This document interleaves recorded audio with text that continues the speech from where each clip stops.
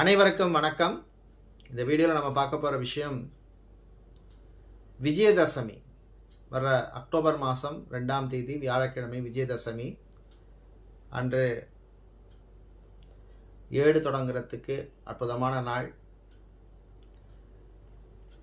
வித்யாரம்பம் செய்வதற்கு அற்புதமான ஒரு நாள்.